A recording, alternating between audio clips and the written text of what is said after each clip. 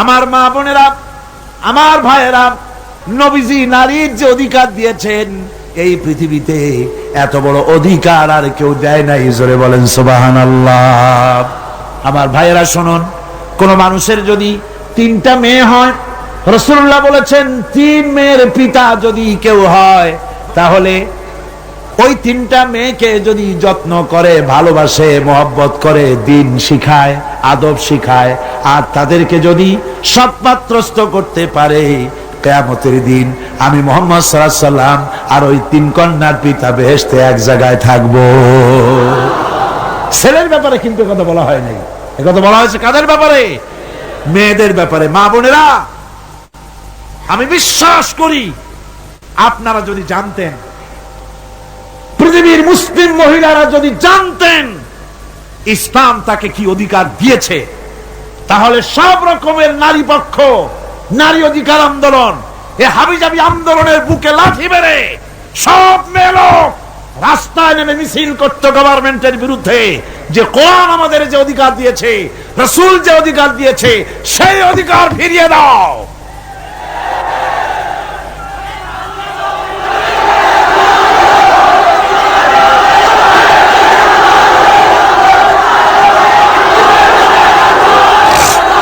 আমার বন্ধুগণ,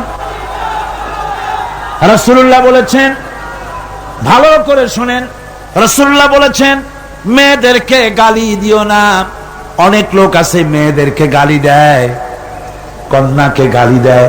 হুজুর বলেছেন মেয়েদের গালি দিও না, কারণ আমি মুহাম্মদ সাল্লাল্লাহু আলাইহি সাল্লাম মেয়েদের পিতা, আমি মেয়েদের পিতা। সুবহানাল্লাহ, সুবহানাল্লাহ। ভাইরা, হুজুরের বেঁচে ছিল কারা, ছেলেরা না মেয়েরা? কোন আপনারা কারা বেঁচে ছিল? সব ছেলেরা মারা গেছিলেন, ঠিক না? একটা হাদিস আপনি আমাকে দেখাতে পারবেন না, এমন একটা হাদিস নাই ছেলেরা মরে যাওয়ার পর হুজুর দুঃখ করে একদিন মুনাজাত করেছেন, আল্লাহ সব ছেলেগুলো নিয়ে গেলা, আমার একটা ছেলে দাও। একটা হাদিস নাই, একদিনের জন্য রাসূলুল্লাহ দোয়া করেন নাই। মেয়েতেই সন্তুষ্ট ছিল। মেয়ের কথা হুজুর বলেছেন, মেয়ের কথা বলেছেন, যখন তোমরা বাইরে যাবা, বিদেশে যাবা, বাজারে যাবা, কিছু না কিছু উপহার নিয়ে আসবা বাড়ি, আর উপহার এনে আগে দেবা মেয়েকে। সুবহানাল্লাহ কর। আগে কারে? মেয়েকে। সেই মেয়েরা আজ সমাজের সবচাইতে বেশি অবহেলিত, ঠিক কিনা কর? মেয়েটা একটু বড় হলেই আর একটা ছেলে যখন জন্মগ্রহণ করে, তখন এই ছেলেটারে কোলে নিতে নিতে ওর কাম সারা হয়ে যায়। তারপর বাড়িতে ভালো রান্না বান্না হলে ছেলের কিসমতে মুরগির কলজা, মুরগির ভালো ভালো অংশ, মাছের মাথা, সব ছেলের, মেয়ের কিসমতে হয় না। কথা ঠিক কিনা? ঠিক কিনা? এরপরে যদি রোগ হয়, মেয়ের অসুখ হয়েছে, ধৈর্য ধরতে তাকে নসিহত করা হয়, আর ছেলের অসুখ হওয়ার সাথে সাথে ডাক্তার 15টা বাড়িতে চলে আসে, ঠিক কিনা? এই বৈষম্য ইসলাম করেনি, আপনারা করেছেন, সমাজ করেছে। এই বৈষম্য ইসলাম করেনি।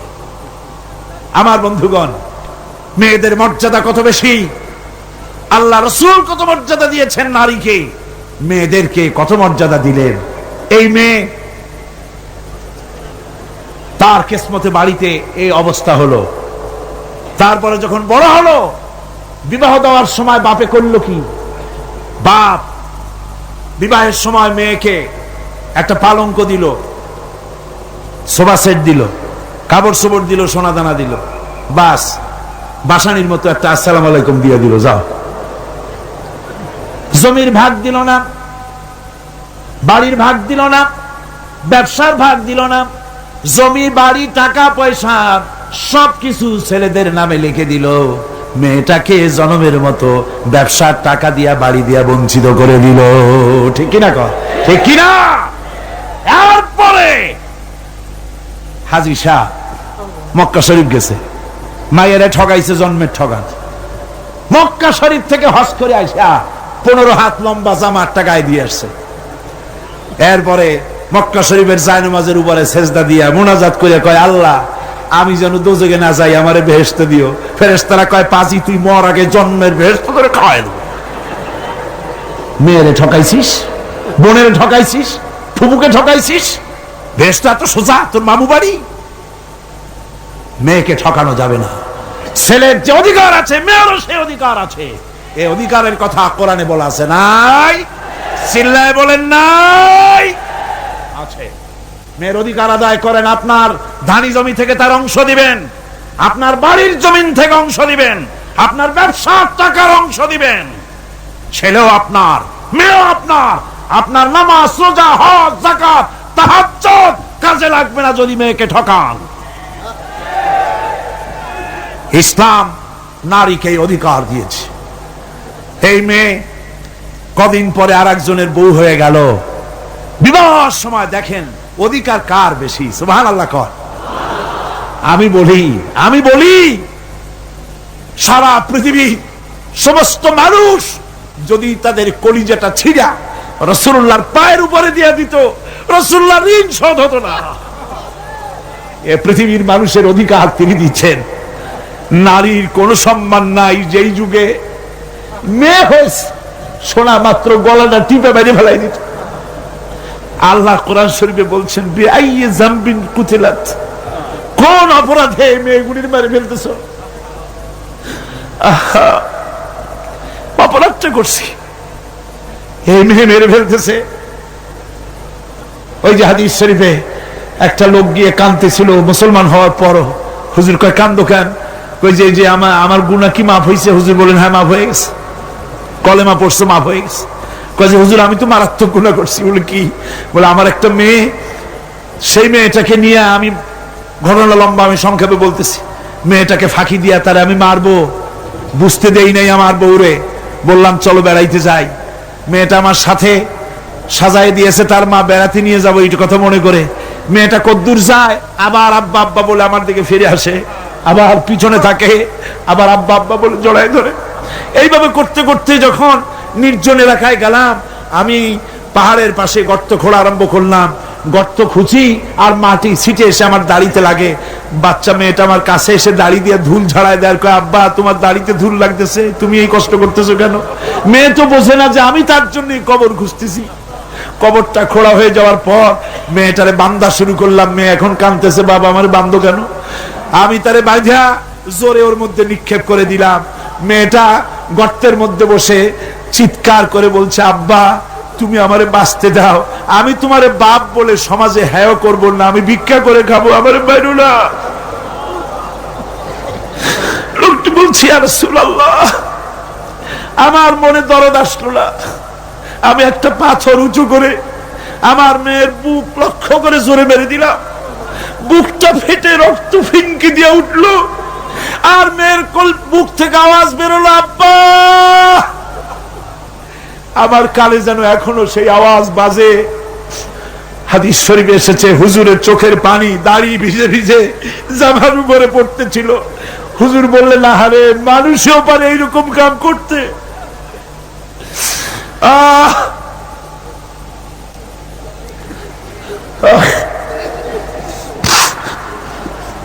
পৃথিবীতে নারীর যখন কোনো সম্মান ছিল না, মর্যাদা ছিল না, সেই সময় আমার রাসূল, আমার বিশ্বনবী নারীদেরকে সম্মানের হাত ধরে গর্তের ভিতর থেকে উঠাইয়া রানীর সিংহাসনে বসায় দিলেন। সুবহানাল্লাহ, মায়ের মর্যাদা দিয়ে দিলেন। সুবহানাল্লাহ, নারীরা আমাদের মায়ের জাত। নারীরা আমার কি এর জাত?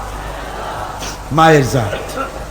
আমার মা বোনেরা, তোমাদের সম্মান কত তোমরা জানো না।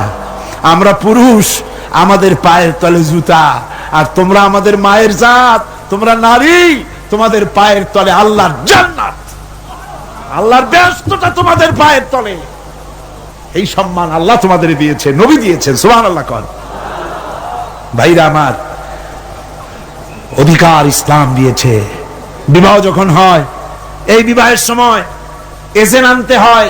আর বিবাহ হচ্ছে বিবাহ বৈঠক। এজেন্ট আনার জন্য ওই যে কি জানি কয় ম্যারেজ রেজিস্ট্রার বা মৌলভী সাহেব, কার অনুমতি আগে নেয়? বলেন কার অনুমতি? তাহলে অধিকার ইসলাম পুরুষে দিল না মেয়ে লোকের দিল? আগে মেয়ে লোকের কাছে যাও, মেয়েটাকে জিজ্ঞেস করো সেই বিবাহে রাজি আছে কিনা। সুবহানাল্লাহ পড়ে। এ বিবাহে রাজি আছি কিনা জিজ্ঞেস করো, তার অধিকারী বেশি। এরপরে এই বিবাহে করার ব্যাপারে কত বৈষম্য। আজ বিবাহ করতে গেলে যৌতুকের প্রথা এসেছে। রাসূলুল্লাহ যৌতুক দিয়েছিলেন, ওটা যৌতুক না, ওটা উপহার, ওটা হাদিয়া। রাসূলুল্লাহ তোহফা দিয়েছিলেন হুজুরের জামাই। সুবহানাল্লাহ, কি জামাই! এক জামাই তো জিন্নুর আইন, যাকে ফেরেশতারা পর্যন্ত লজ্জা করত যারে দেখে, হযরত উসমান রাদিয়াল্লাহু তাআলা আনহু। আরেকজন হযরত আলী কাররামাল্লাহু ওয়াজহাহু।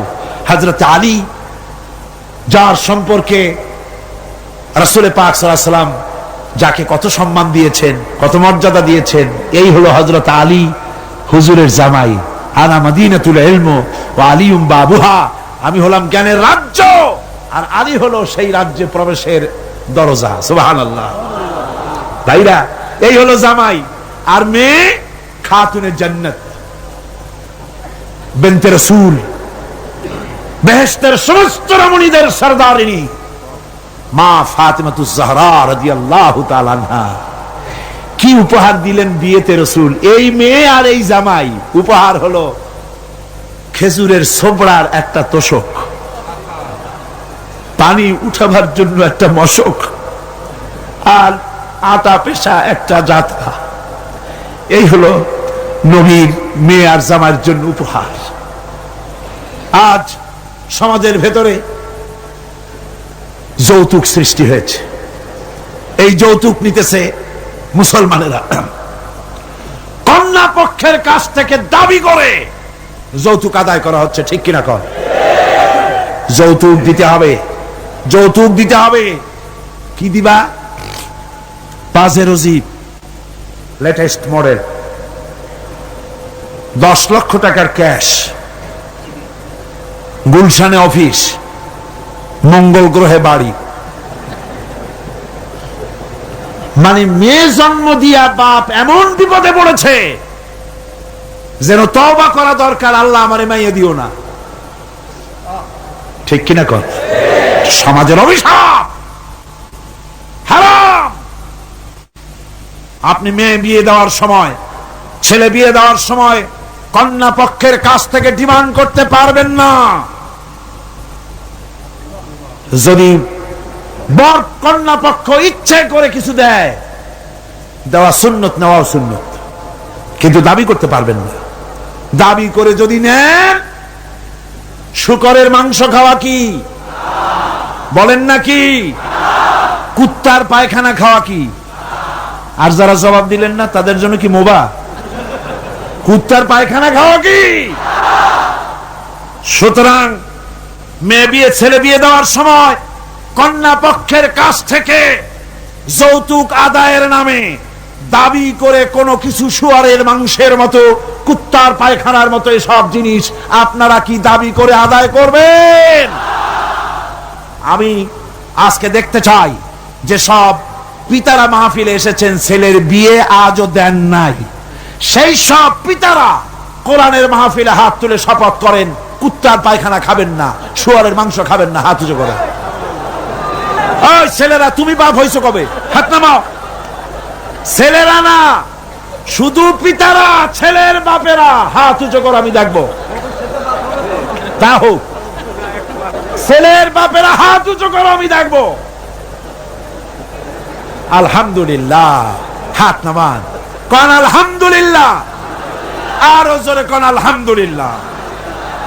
এবার তোমরা যারা হাত উঠাতে গিয়ে বেকুব হইছো, এইবার তোমরা জওয়ানেরা, তরুণেরা, ছাত্ররা, যুবকেরা, তোমরাও তো বিবাহ করবা, যারা বিবাহ করো নাই। বিয়ে করার সময় তোমার এই চিন্তা করা দরকার,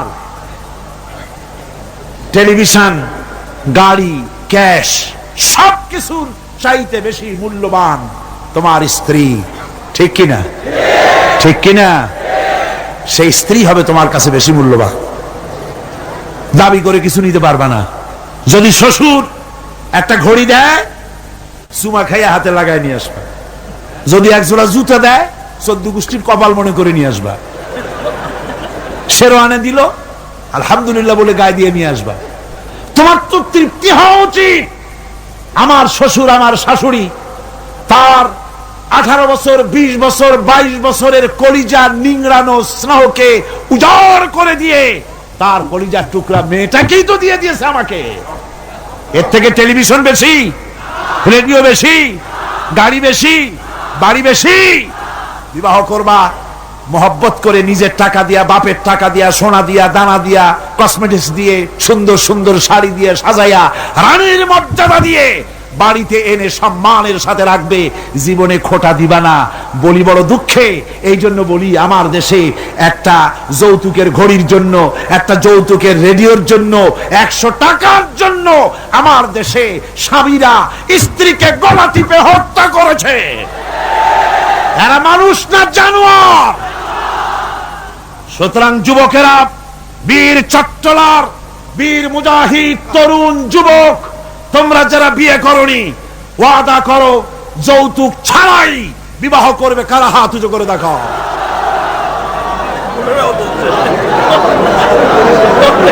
বুড়ারা হাত তুললে তো মনে হয় যেন আবার বিয়ে করতে চায়।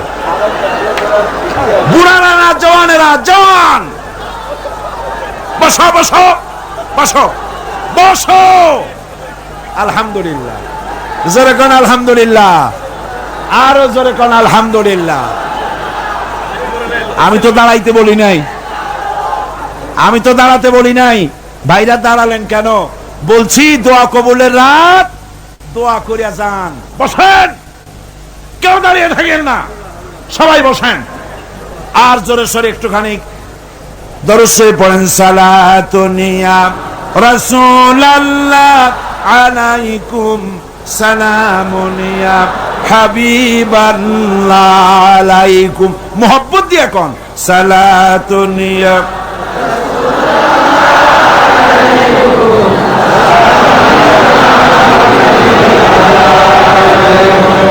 সালাতুনিয়া রাসূলুল্লাহ সালামুনিয়া হাবিবাল্লাহ আলাইকুম। ভাইরা আমার, আমি খুব খুশি হয়েছি, আল্লাহ খুশি হয়েছে। কল আলহামদুলিল্লাহ। আজকের মাহফিল সার্থক। আপনারা বিশ্বাস করেন আগামী জাতীয় নির্বাচনে যে পার্লামেন্ট তৈরি হবে, সেই পার্লামেন্ট যদি কোরআনের পার্লামেন্ট হয়, তাহলে যৌতুক বিরোধী বিল পাশ করে যৌতুক প্রথার উপরে ঝাঁটা মেরে বঙ্গোপসাগরে আমরা নিক্ষেপ করব ইনশাআল্লাহ।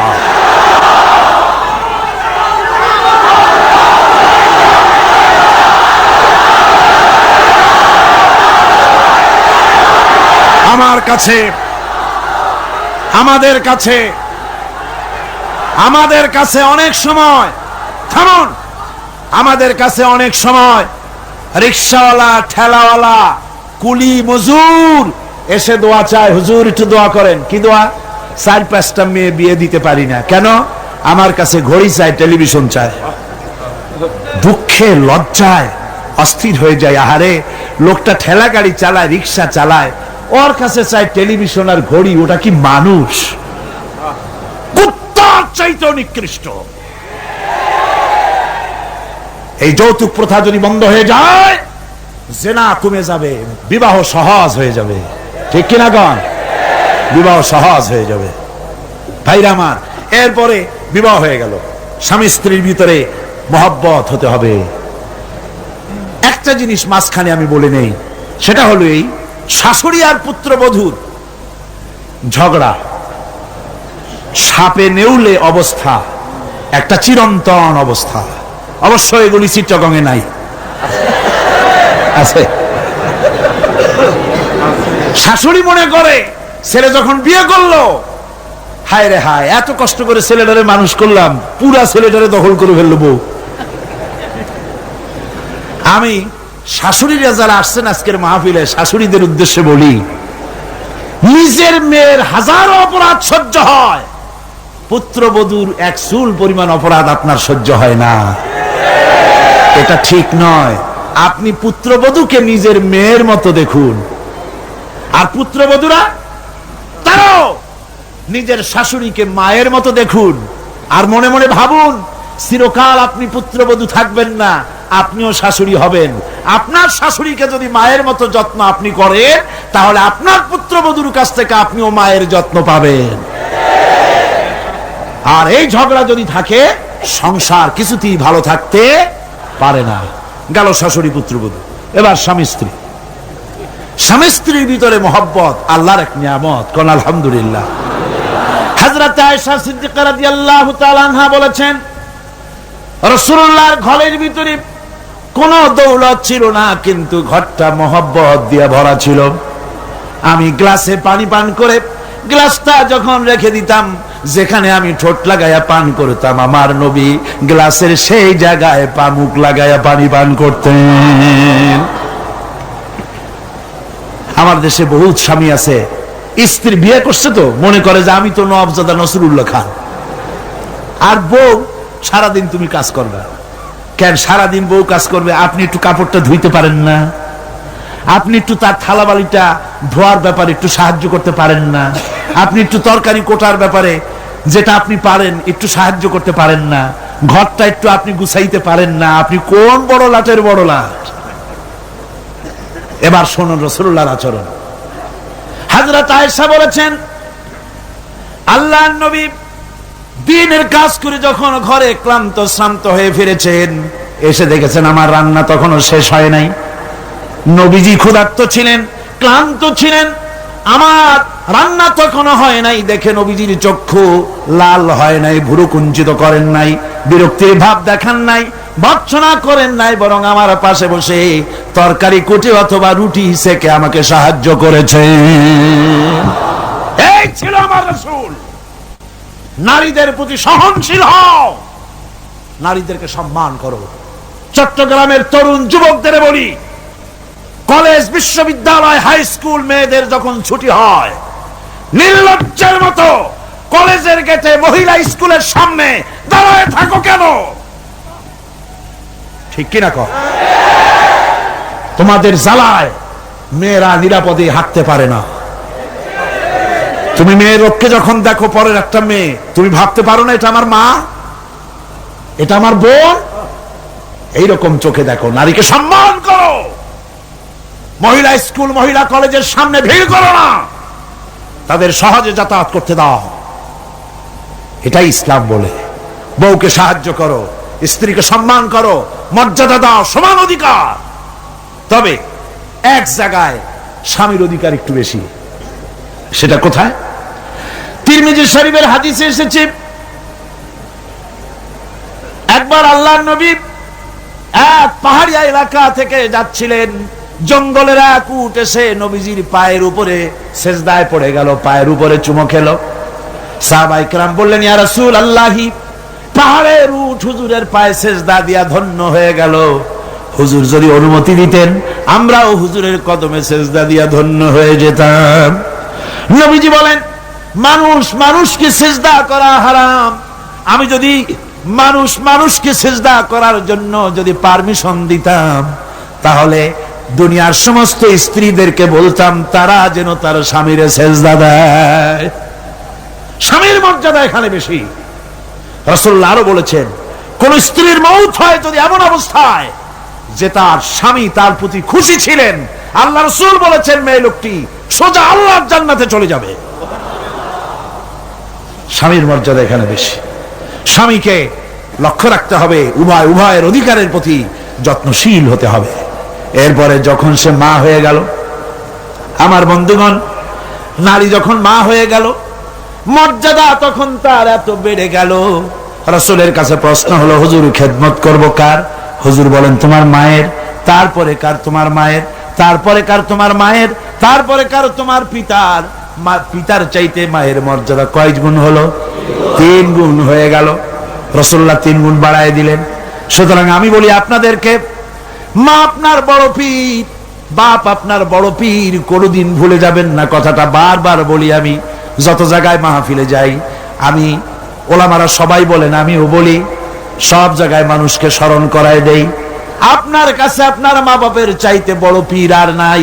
কারণ পীর সাহেবের দোয়া যতই আপনি ওলিয়ে কামেল বলেন, যতই হুজুর কেবলা বলেন, তার দোয়া কবুল আপনার জন্য হতেও পারে, নাও হতে পারে, 50-50 কথা ঠিক কিনা কোন?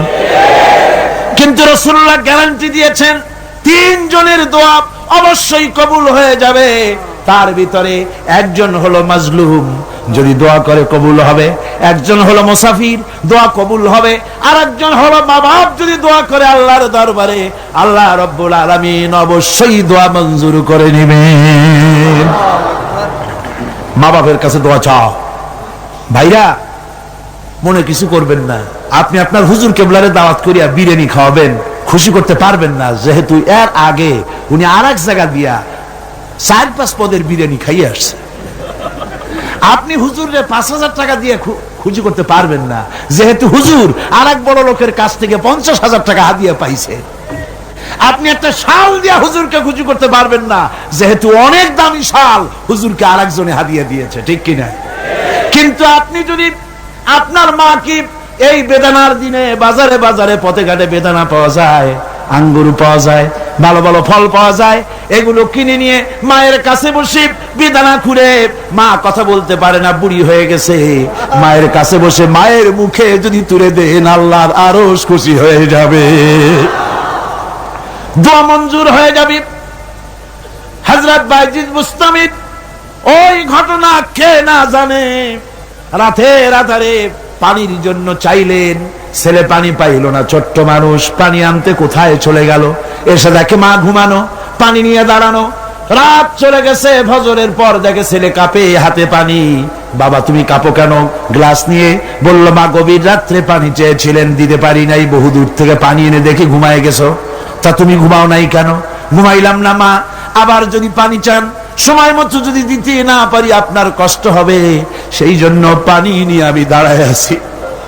বাইজিদের মা বাইজিদের হাতের থেকে পানি নিয়ে পান করে, কম্বলটা গায়ে দিয়া বাচ্চারে শোয়ায় দিয়া উযু করে ফজরের নামাজ পড়ে সেজদায় গিয়া মায়ের চোখের থেকে পানি পড়ছে। মা বলে, রব্বুল আলামিন, আমি বাইজিদের মা, আমি যতই গুনাহগার হই না কেন, মায়ের দোয়া বাচ্চার জন্য কবুল হয় বলে তোমার হাবিব বলেছেন। আমার ছোট্ট বাইজিদ আমার জন্য যা করেছি, আমার কলিজা ঠান্ডা হয়ে গেছে। রব্বুল আলামিন, তুমি আমার বাইজিদকে সুলতানুল আরিফিন বানাইয়া দাও। দোয়া মঞ্জুর, সুবহানাল্লাহ। ভাইরা খবরদার ভুল করবেন না, আপনার সবচাইতে বড় পীর আপনার মা বাপ। সবচাইতে বড় পীর কে? আমি এবার বোনেদের ব্যাপারে, আমার বোনেদের ব্যাপারে শেষ কথা বলবো। ইসলাম আপনাকে অধিকার দিয়েছে লেখাপড়া করার, প্রশাসনিক দায়িত্বশীল হওয়ার অধিকার আছে, আর্মিতে যাওয়ার অধিকার আছে, সব অধিকার আছে পুরুষের। যত অধিকার ইসলামী রাষ্ট্রে আপনার তত অধিকার, কোনোটা খাটো নাই। তবে ক্ষেত্র ভিন্ন, পর্দার সাথে থাকতে হবে। রাসূলুল্লাহ আল্লাহ পাক বলেছেন, এমন একটা চাদর পরো যেই চাদরটা পরলে মাথাটা, গলাটা, বুকটা ঢেকে যায়, এমন চাদর পরো।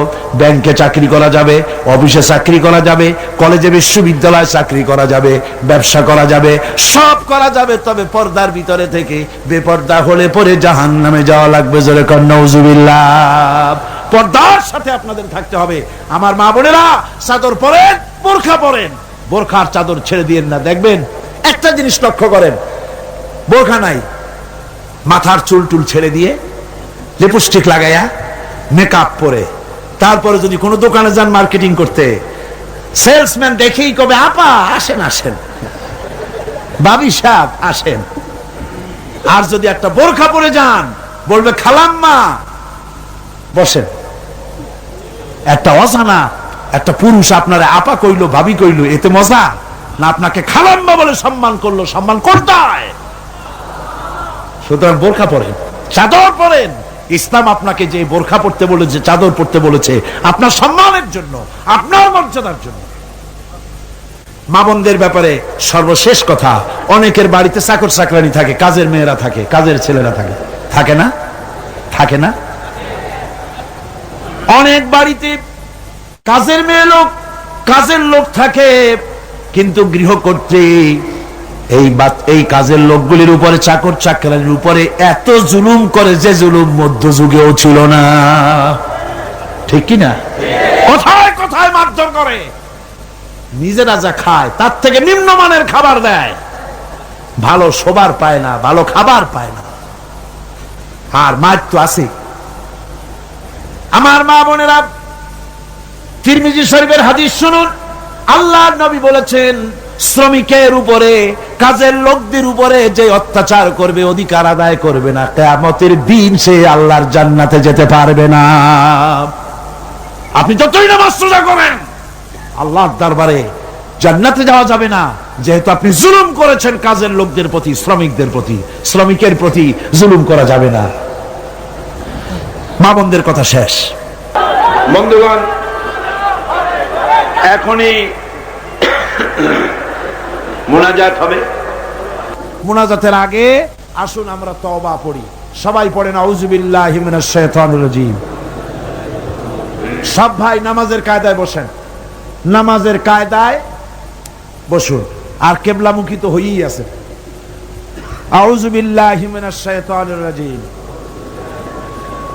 বিসমিল্লাহির রহমানির রহিম। আস্তাগফিরুল্লাহ, আস্তাগফিরুল্লাহ, আস্তাগফিরুল্লাহ রাব্বি মিন কুল্লি যামবি ওয়া আতুবু ইলাইহি লা হাওলা ওয়ালা কুওয়াতা ইল্লা বিল্লাহিল আলিয়্যিল আযীম। আয় আল্লাহ তাআলা, আমি আর জীবনে কখনো শরীয়তের ওজর ছাড়া ফরজ নামাজ, ফরজ রোজা ছেড়ে দেব না। সবাই বলেন ইয়া আল্লাহ। এই মুহূর্ত থেকে মদ, জুয়া, মিথ্যা, সুদ, ঘুষ, জেনা, অশ্লীলতা, পাপাচার, মিথ্যা, অহংকার, সব রকমের কাবায়ের থেকে তোমার কাছে তওবা করতেছি। তওবা ইয়া রব্বি, তওবা ইয়া রব্বি, তওবা ইয়া আল্লাহ, তওবা ইয়া আল্লাহ, তওবা ইয়া আল্লাহ। লা ইলাহা ইল্লাল্লাহু মুহাম্মাদুর রাসূলুল্লাহ। আশহাদু আল লা ইলাহা ইল্লাল্লাহু ওয়াহদাহু লা শারীকা লাহু ওয়া আশহাদু আন্না মুহাম্মাদান আবদুহু ওয়া রাসূলুহু। আল্লাহুম্মা আমিন। রব্বানা যালামনা আনফুসানা ওয়া ইন লাম তাগফির লানা ওয়া তারহামনা লানাকুনান্না মিনাল খাসিরিন। রব্বানা যালামনা আনফুসানা ওয়া ইন লাম তাগফির লানা ওয়া তারহামনা লানাকুনান্না মিনাল খাসিরিন। রব্বানা লা তুযিগ কুলুবানা বা'দা ইয হাদাইতানা ওয়া হাব লানা মিন লাদুনকা রাহমাতান ইন্নাকা আনতাল ওয়াহ্হাব। রব্বুল আলামিন 5 দিন ব্যাপী কোরআন শরীফের তাফসীরের মাহফিলের আজকের এই শেষ দিনে, গভীর রজনীতে কোরআনে কারীম সামনে নিয়া লক্ষ লক্ষ পুরুষ আর নারী একত্রিত হয়ে গুনার বোঝা মাথায় নিয়ে তোমার দরবারে হাত উঠাইছি। রব্বুল আলামিন, এই 5 দিনে আলোচনা করতে গিয়ে আমি মানুষ, বলার মধ্যে যদি কোনো ভুল করে থাকি আমি বিনীতভাবে তোমার কাছে মাপ চাই। আয় আল্লাহ, তোমার বান্দাদের দিল থেকে, স্মৃতি থেকে সে ভুল কথাগুলি মিটাইয়া দাও। আর হক কথা যা বলেছি আল্লাহ, তেলাওয়াত হয়েছে, দরুদ ও সালাম হয়েছে, আলোচনা হয়েছে, জিকির আজগার হয়েছে, সওয়াবটুকুন জনাবে মুহাম্মদুর রাসূলুল্লাহ সাল্লাল্লাহু আলাইহি ওয়াসাল্লামের রূহ মুবারকে পৌঁছায়া দাও। রব্বুল আলামিন, আদম আলাইহিস সালাম থেকে নিয়ে আজ পর্যন্ত পৃথিবীর মাটির নিচে যত মুমিন মুমিনাত শুয়ে আছে আল্লাহ সকলকে তুমি মাফ করে দাও। রব্বুল আলামিন, এই মুহূর্তে মনে পড়ে গেল আমাদের বাপজানের কথা, আম্মাজানের কথা মনে পড়ে গেল। রব্বুল আলামিন, আমরা আমাদের জনম দুঃখিনী মা যাদের হারায়া গেছে আল্লাহ, একটা অক্ষর মা আর সারা দুনিয়ার মধু এই একটা অক্ষরের ভিতরে, ওই মা যার বিদায় হয়ে গেছে আল্লাহ, কবরটারে বেহেশতের বাগান বানাইয়া দাও। মায়ের বুকে চড়ে মায়ের দুধগুলো চুচে চুচে খেয়ে মাকে কষ্ট দিয়েছে। পৌষ মাসে মাঘ মাসে প্রস্রাব করে দিয়েছি, ভিজা জায়গায় মা নিজে শুয়ে কলিজার টুকরা সন্তানটাকে বুকের উপরে নিয়ে সারাটা রাত কাটাইয়া দিয়েছে। নিজে না খায়া ছেলের মুখে খাবার দিয়েছে। কান্না শুনলে পরে হাজারো কাজ ফালাইয়া রাখা বাচ্চাকে কোলে নিয়ে শত চুমা দিয়া কান্না মুখে হাসি ফুটাইল যে মা। আল্লাহ, ওই মা যার বিদায় হয়ে গেছে আল্লাহ, কবরটারে বেহেশত বানাইয়া দাও। এবার সকলে আকাশের দিকে দুটি হাত উঁচু করে দেন, আল্লাহর ডাকেন, আল্লাহর ডাকেন, কান্দেন বাইরা কান্দেন। আর কানবেন কবে? আজই তো কান্দার দিন। দুটি হাত আকাশের দিকে তুলে বলেন, ইয়া আল্লাহ, আমাদের স্ত্রীদেরকে হেদায়েত করে দাও, তাদের পর্দানশীনা বানাও, তাদেরকে মুত্তাকি বানাও। আল্লাহ, তাদের উপরে রহমত করো, তাদের রোগ ব্যাধি ভালো করো। আল্লাহ, আমাদের ছেলে মেয়ে যা দান করেছো সবগুলিকে দিনদার বানাও, নামাজি বানাও। আমাদের ছেলে মেয়েগুলিকে নামাজি বানাও, নামাজি বানাও।